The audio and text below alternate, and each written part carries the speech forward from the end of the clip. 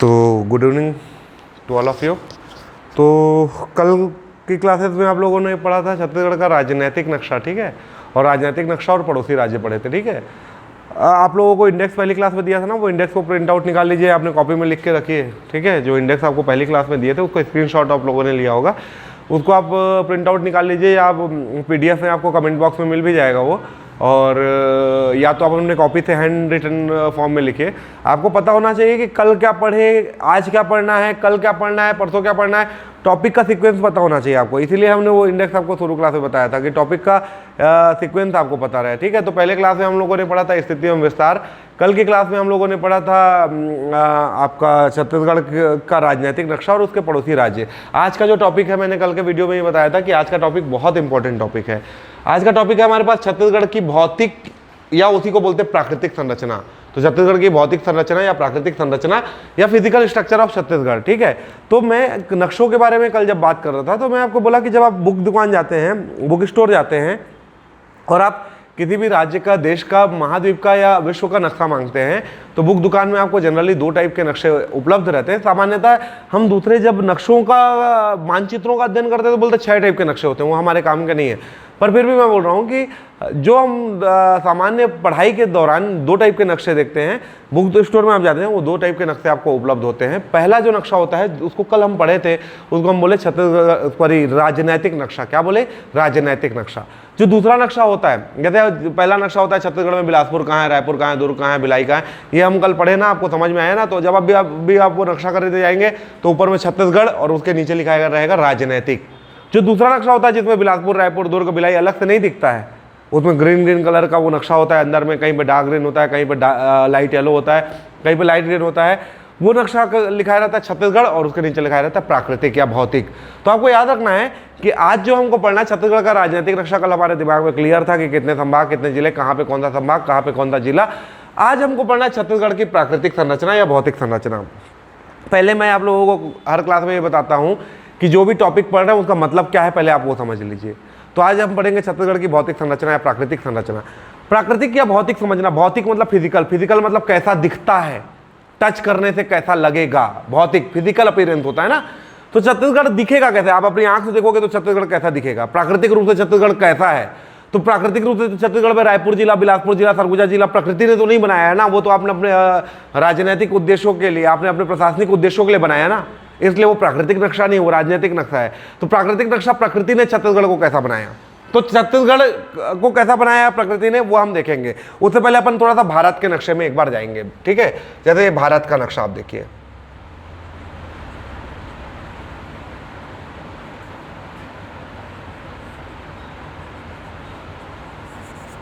ये आप भारत के नक्शे को देखिए। तो भारत के नक्शे में जब आप पढ़ेंगे, भारत के भूगोल में ये बेसिकली पढ़ते हैं, फिर भी मैं आपको यहाँ पे छत्तीसगढ़ समझ में ज़्यादा आसानी से आएगा, इसलिए यहाँ पे आपको बताना चाहूँगा कि ये भारत का जम्मू कश्मीर है, ये यहाँ पे आपका उत्तराखंड, हिमाचल, इधर आपके जो भी राज्य हैं, ये आपका सिक्किम, ये वाला जो हिस्सा है, ये जो भारत का हिस्सा है। जैसे भारत को अपन देखेंगे कि जैसे हम छत्तीसगढ़ का भौतिक संरचना पढ़े ना, वैसे भारत का भौतिक संरचना इंडियन ज्योग्राफी में पढ़ते हैं। तो जब आप भारत का भौतिक संरचना पढ़ते हैं ना, तो भारत के भौतिक संरचना में वाला क्षेत्र कहलाता है हिमालय का पर्वतीय प्रदेश। क्या कहलाता है? हिमालय वाला क्षेत्र है। हिमालय के जस्ट नीचे यहाँ पे एक पट्टी पाई जाती है, इस पट्टी को आप बोलते हो गंगा का मैदान, गंगा ब्रह्मपुत्र का मैदान भी बोलते हो, तो गंगा ब्रह्मपुत्र का मैदान हो गया, ठीक है। ये वाला जो हिस्सा है, ये हिस्सा, ये हमारे लिए सबसे इंपॉर्टेंट है, क्योंकि हमारे छत्तीसगढ़ यहाँ पे है ना, इस हिस्से में ये वाला हिस्सा कहलाता है प्रायद्वीपीय पठार। क्या कहलाता है?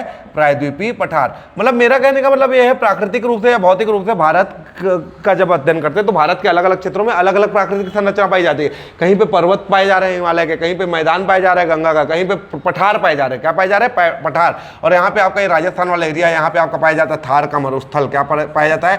थार का मरुस्थल, ठीक है, थार का मरुस्थल पाया जाता है। और ये जो आपका भारत में ये जो समुद्र, इधर समुद्र है अरब सागर, इधर समुद्र है बंगाल की खाड़ी, ये समुद्रों से जुड़ा जो ये दोनों कोस्टल एरिया है, तटीय क्षेत्र है, इसको अपन बोलते हैं तटीय मैदान। क्या बोलते हैं? तटीय मैदान, कोस्टल प्लेन्स बोलते हैं। क्लियर है?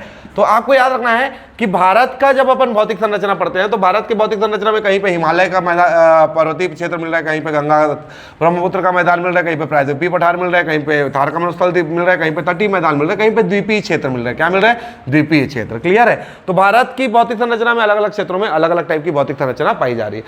हमारा छत्तीसगढ़, ये वाला हिस्सा क्या है? छत्तीसगढ़। छत्तीसगढ़ भारत के कौन से भौतिक प्रदेश का हिस्सा है? क्या हिमालय के अंतर्गत है? नहीं है। क्या गंगा के अंतर्गत है? नहीं है। क्या ये कोस्टल एरिया है? नहीं है। तो छत्तीसगढ़ भारत के कौन से भौतिक प्रदेश का हिस्सा है? तो कौन से भौतिक प्रदेश का हिस्सा है? प्रायद्वीपीय पठार। ये प्रश्न आपको बार बार लगातार रिपीट हुआ है कि छत्तीसगढ़ भारत के किस भौतिक प्रदेश का हिस्सा है। तो छत्तीसगढ़ भारत के किस भौतिक प्रदेश का हिस्सा है? तो छत्तीसगढ़ भारत के प्रायद्वीपीय पठार का हिस्सा है। यहां पे क्लियर हुआ। अब अपन आते हैं छत्तीसगढ़ के नक्शे में फिर से।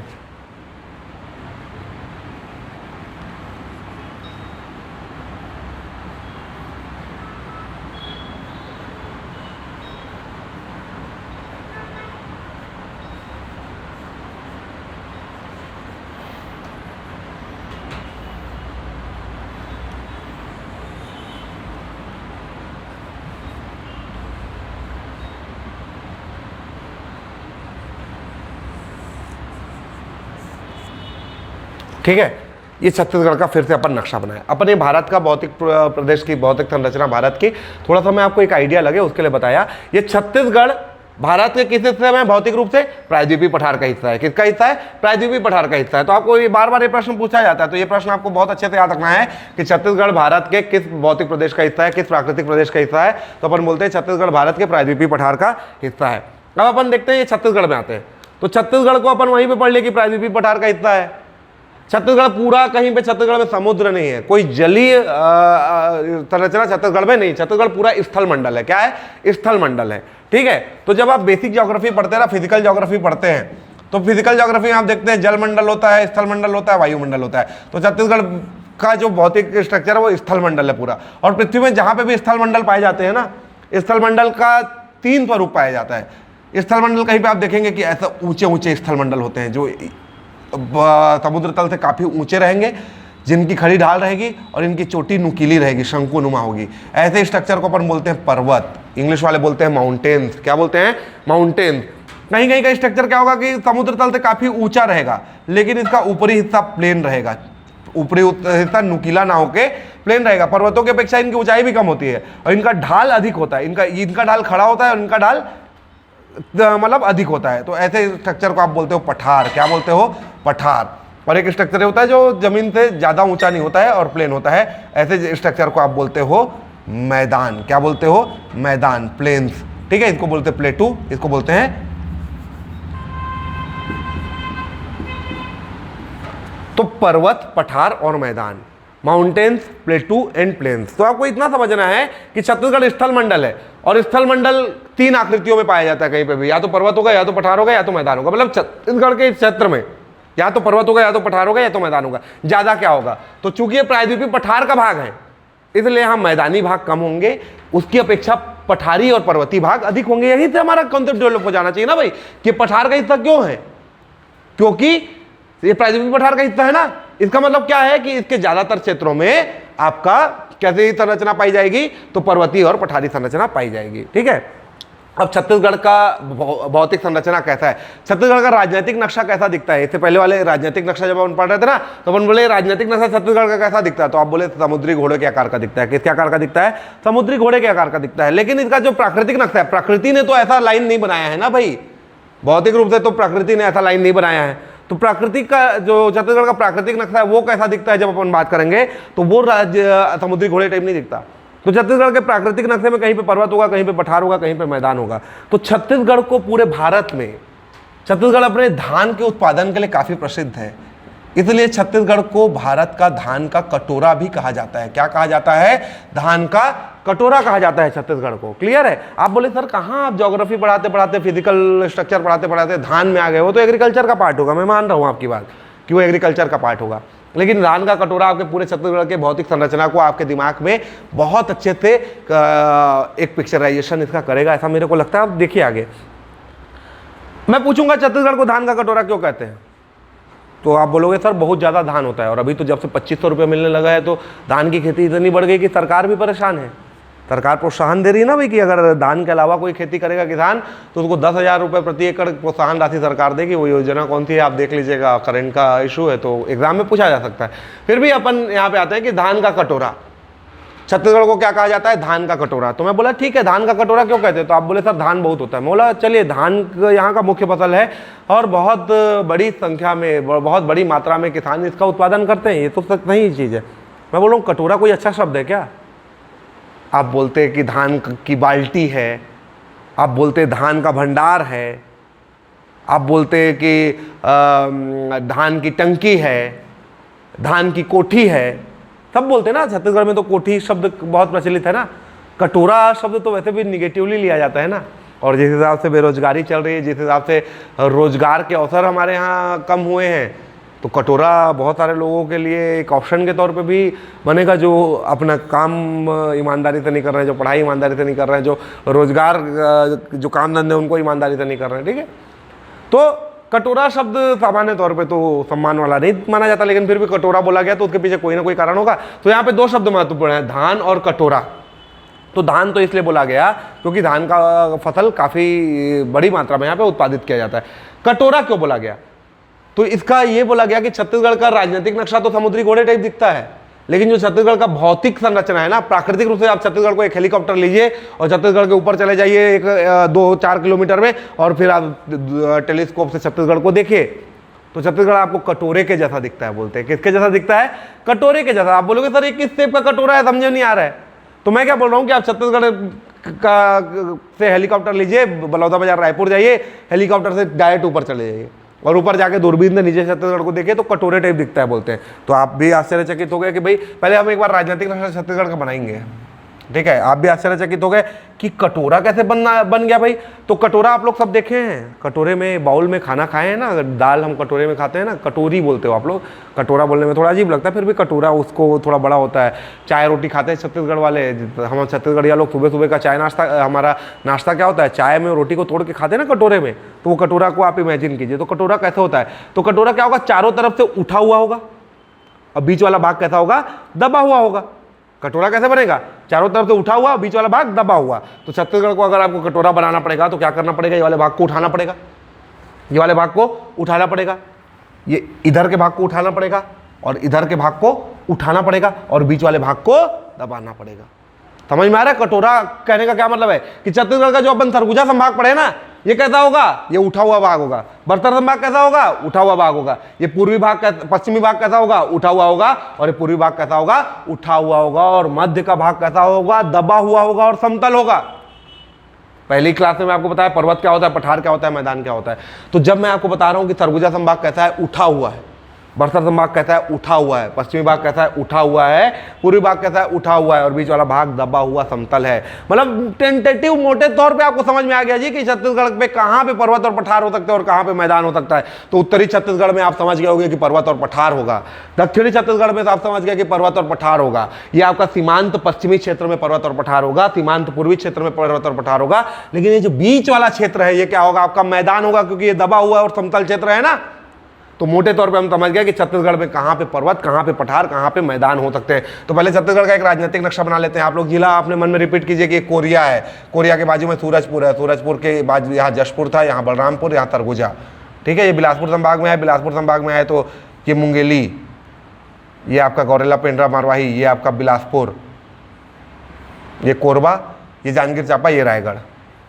दुर्ग संभाग, ये आपका कबीरधाम, ये आपका राजनांदगांव, ये आपका बेमेतरा, ये आपका दुर्ग, ये आपका बालोद, ये आपका महासमुंद, ये आपका गरियाबंद, ये आपका दमतरी, ये आपका रायपुर, ये आपका बलौदाबाजार, ये आपका कांकेर बस्तर संभाग में, ये नारायणपुर, ये बीजापुर,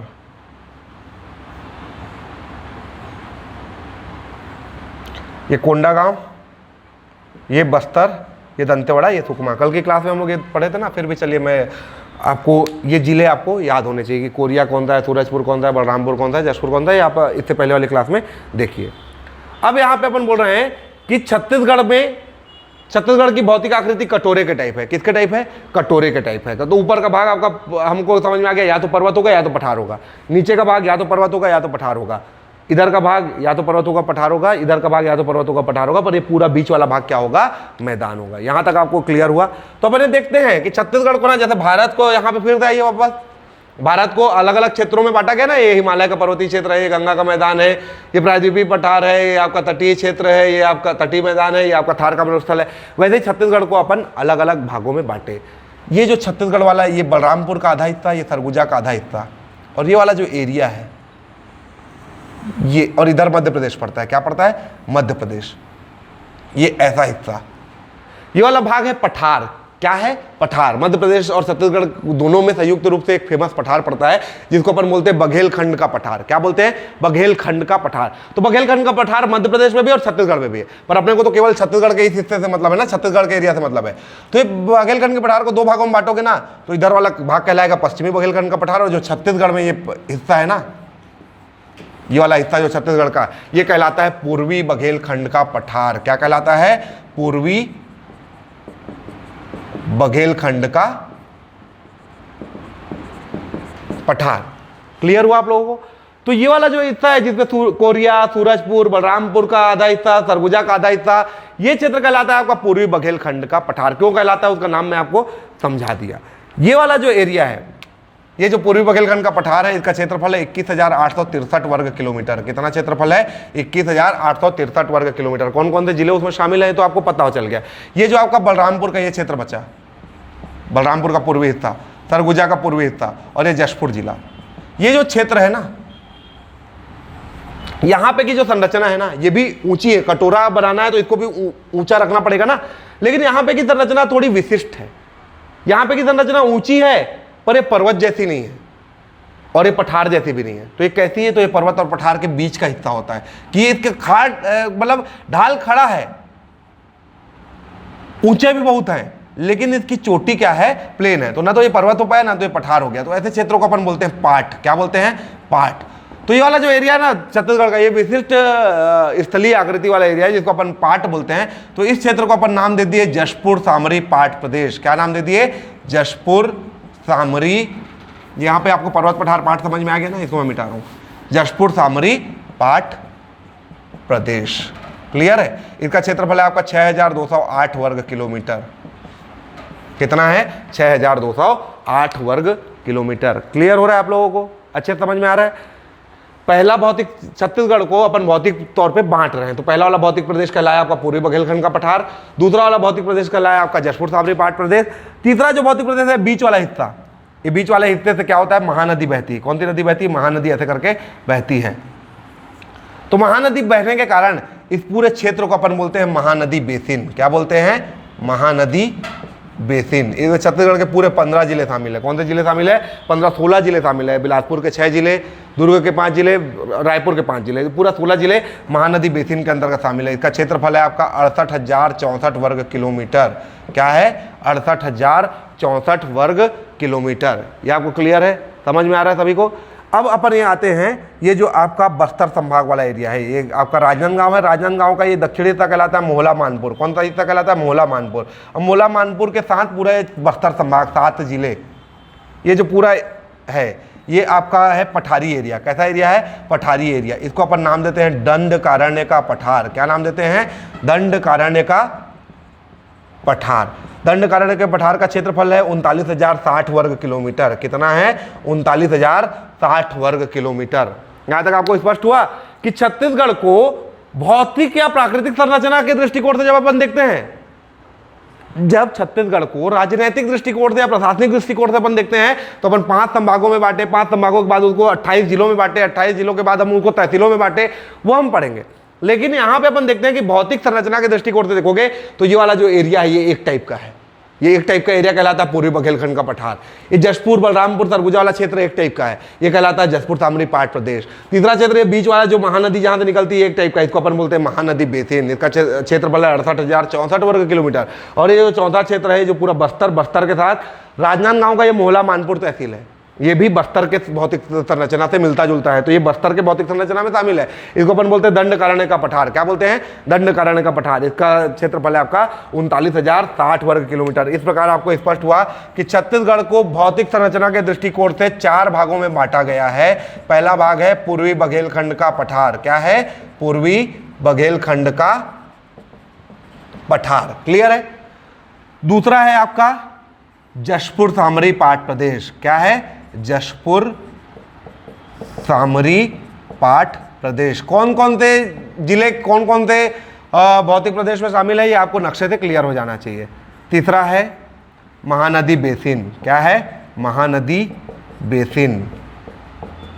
और चौथा है आपका दंडकारण्य का पठार, दंडकारण्य का पठार। तो कई बार आपसे पूछा जाएगा कि छत्तीसगढ़ को भौतिक संरचना के दृष्टिकोण से, प्राकृतिक संरचना के दृष्टिकोण से कितने भागों में बांटा गया है, तो आप बोलोगे 4 भागों में बांटा गया है। कितने भागों में बांटा गया है, 4 भागों में बांटा गया है। पहला वाला क्षेत्र कहलाएगा आपका पूर्वी बघेलखंड का पठार, जिसमें कोरिया, सूरजपुर, बलरामपुर और सरगुजा का पश्चिमी भाग शामिल है। ये पूरा चारों जिला मिला के आपको बनाता है पूर्वी बघेलखंड का पठार। पूर्वी बघेलखंड के पठार का क्षेत्रफल मैं आपको बताया कितना, 21,863 वर्ग किलोमीटर, ठीक है। उसका जो दूसरा भौतिक प्रदेश है, मैं बताया यहाँ पे एक विशिष्ट संरचना पाई जाती है, जो न पर्वत है न पठार है, पर्वत और पठार के बीच की संरचना है। इसको अपन बोलते हैं पाट प्रदेश। क्या बोलते हैं, पाट प्रदेश। तो पाट प्रदेश का नाम अपन क्या दिए, जशपुर सामरी पाट प्रदेश। क्या नाम दिए, जशपुर सामरी पाट प्रदेश। तो जशपुर सामरी पाट प्रदेश की का क्षेत्रफल है आपका 6,208 वर्ग किलोमीटर। कितना है, 6,208 वर्ग किलोमीटर। छत्तीसगढ़ के बीचों बीच ये महानदी बहती है। क्या बहती है, महानदी। तो ये बिलासपुर संभाग के 6 जिले, दुर्ग के 5 जिले और रायपुर के 5 जिले, ये 16 जिले जिस भौतिक प्रदेश के अंतर्गत आते हैं उनको अपन बोलते हैं महानदी बेसिन। क्या बोलते हैं, महानदी बेसिन। इसका क्षेत्रफल है 68,064 वर्ग किलोमीटर। कितना है, 68,064 वर्ग किलोमीटर।